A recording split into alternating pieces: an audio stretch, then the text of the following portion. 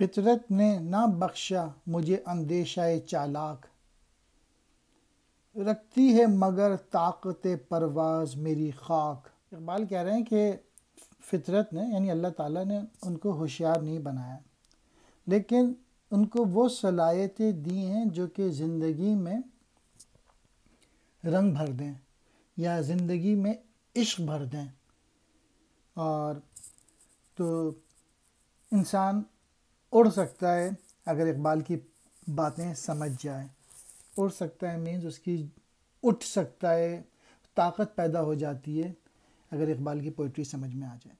وہ خاک کہ ہے جس کے جنوں ثقیل ادراک، وہ خاک کہ جبریل کی ہے جس سے قبا چاک۔ ثقیل ادراک یعنی شعور و فکر کی چمک اقبال کو دی ہے، جس کی وجہ سے خاک یعنی انسان جو ہے اس میں جنون بھر جاتا ہے اقبال کی پوئٹری پڑھ کے۔ اور یہ وہ خاک ہے کہ جس کی وجہ سے یہ وہ خاک ہے، یہ وہ انسان ہے جس کو فرشتوں نے سجدہ بھی کیا تھا۔ وہ خاک کہ پروائے نشیمن نہیں رکھتی، چنتی نہیں پنہائے چمن سے خس و خاشاک۔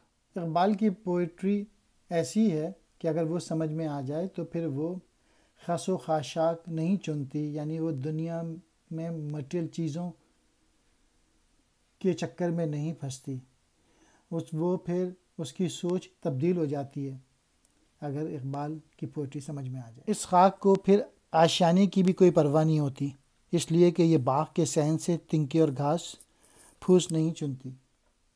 اس خاک کو اللہ نے بخشے ہیں وہ آنسو، کرتی ہے چمک جن کی ستاروں کو ارقناک۔ اللہ تعالیٰ نے اس مٹی کے انسان کو وہ طاقت عطا فرمائی ہے جس کی وجہ سے ستارے اور یہ سب احساس کمتری میں مبتلا ہو جاتے ہیں انسان کو دیکھ کے، آدمی کو دیکھ کے۔ اس میں اتنی صلاحیتیں، اتنی چمک دمک اللہ تعالیٰ نے انسان کو دی ہے، بس صرف یہ ہے کہ انسان کو وہ چمک دمک حاصل کرنے کے لیے محنت کرنی ہے اور ایکشن کرنا ہے، عمل کرنا ہے، ایگزیکیوٹ کرنا ہے، کاہلی سے بچنا ہے، ایمانداری سے رہنا ہے۔